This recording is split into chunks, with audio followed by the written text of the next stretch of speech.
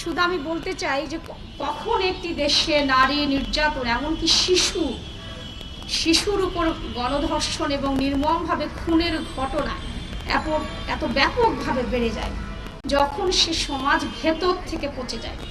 এবং আমরা দেখি যখন এটা তখনই আসলে বিচারহীনতার পর্যায়ে পৌঁছে যায় এবং ব্যাপক আকারে বেড়ে যায়, যখন সমাজের প্রভাবশালী অংশ এবং রাজনৈতিক ছত্রছাড়ায় লালিত তথাকথিত মানুষ নামের পশুগুলো ছাড় পেয়ে যায়, তখনই এই বর্বরতা শেষ সীমায় পৌঁছে যায়। যারা সরকারে আছেন, আমি 5 আগস্টের পর বাংলাদেশ, একটা নতুন বাংলাদেশ আমরা চেয়েছি, যেখানে নারীরা নিরাপদে থাকবে, নারীদের সম্মান রক্ষিত হবে, কিন্তু সেই স্বপ্ন আমাদের ধুলোয় ধূসরিত হলো। আমরা দেখেছি ক্ষমতাসীন দল এই 5 আগস্টের পর নির্বাচন পর্যন্ত 63টি ধর্ষণের সাথে তারা সরাসরি সংযুক্ত ছিল, এবং এখনো যে ধর্ষণ এবং নারী নিগ্রহের ঘটনাগুলো ঘটছে, আমরা দেখছি স্থানীয় পর্যায়ে রাজনৈতিক প্রভাবশালী ব্যক্তিবর্গ এটার সাথে সম্পৃক্ত। বিকাশ পেমেন্টে 10,000 টাকার বেশি অফার, শপিং চলছে তো। আমি বলতে চাই, যারা রাষ্ট্র ক্ষমতায় আছেন, এই শিশুদের আত্মচিৎকার এবং নারী নির্গ্রহের ঘটনাগুলোই আপনাদের ত্বক উল্টে দেওয়ার জন্য যথেষ্ট।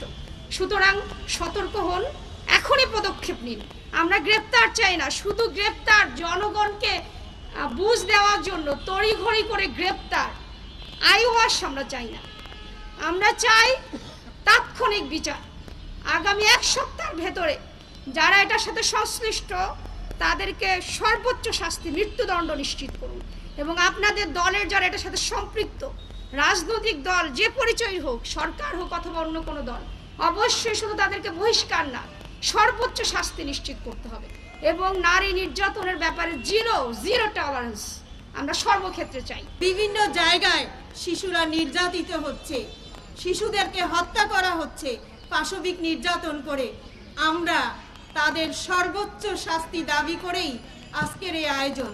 আমরা নারী সমাজের অধিকার, মর্যাদা প্রতিষ্ঠিত করতে চাই, শিশুদের নিরাপত্তা দিতে চাই, এবং এজন্য এই শিশুদের নির্যাতনের ক্ষেত্রে যারা এর সাথে জড়িত রয়েছে তাদের সর্বোচ্চ শাস্তি আমরা দাবি করছি আমাদের সমস্ত অভিভাবক এবং পিতামাতার পক্ষ থেকে।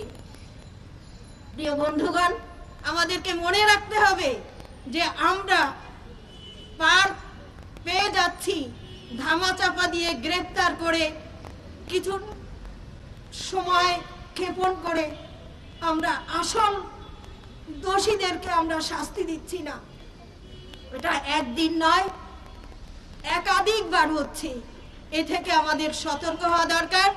এবং সাংবাদিক বন্ধুদের বলতে চাই, আপনারা আপনাদের জায়গা থেকে সঠিক বস্তুনিষ্ঠ বিষয়গুলো ব্যাপকভাবে প্রচার করে এই শিশুদের নিরাপত্তার জন্য, শিশু এবং নারী নির্যাতন বন্ধের জন্য আপনারা ভূমিকা রাখবেন এবং যথাযথ প্রচার করবেন। প্রধানমন্ত্রী কোথায় যান, কিভাবে হাঁটেন, কিভাবে বসেন, সব কিছু প্রচার করে। আর মানুষের উপরে যখন অত্যাচার, অবিচার, জুলুম হয়, এক একটা বাড়ি ঘরে যখন আগুন লাগাই দেওয়া হয়, এক একটা বাড়ি ঘরে হুমকি দেওয়া হয়, তছনছ করা হয়, এবং শিশুদের উপরে অত্যাচার নির্যাতন করা হয়, নারীদের উপরে অত্যাচার নির্যাতন করা হয়, সেগুলা কেন আপনারা প্রচার করেন না? আপনারা কি মনে করেন রেজেক কি সরকারের হাতে? রেজেক হলো আল্লাহর হাতে, সরকারের হাতে নয়। আপনার রেজেক কেউ কেড়ে নিতে পারবে না যদি আল্লাহ তাআলা আপনাকে রেজেক দেন।